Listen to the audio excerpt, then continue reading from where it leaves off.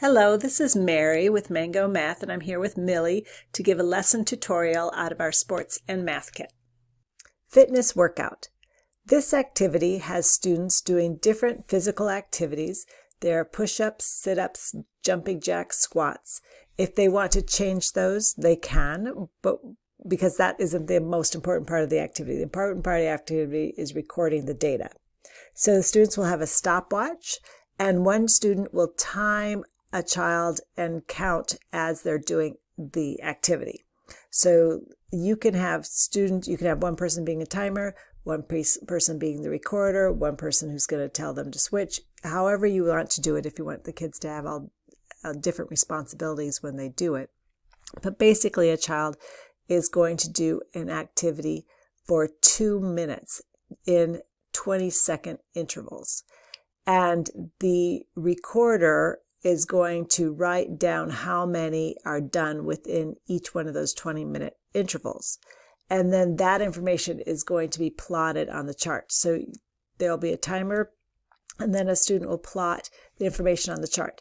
So as they are doing this, you want this to become a cumulative amount that they're doing. So in 20 seconds, if they did 5, and at 40 seconds, you add on to that 5, and they're now at 11.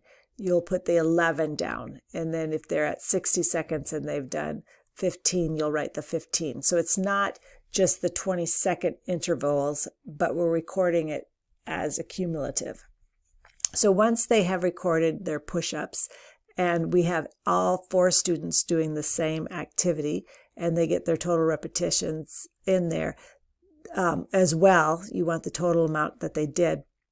You're going to go down to the graph chart, and you're going to graph how many they did at 20 seconds, how many did they 40, 60, 80, 100, and 120. And you're going to plot these points down on the graph. And that's going to give you what's called a scatter plot, because each kid's not going to be the same. So you might have kids that are a little less or a little more, but you're going to be having dots all over this grid saying what each child has done. And since this is a scatter plot, you're going to figure out what the average is. What is the line that these kind of take to some fashion? It could be, there could be dots all over the place, but you're finding where they most accumulate at and trying to come up with a scatter plot line, a line that's kind of the average of all of them. So that's what the activity is about, plotting your workout and keeping track of those intervals and then recording that data and determining that data. All right, so enjoy.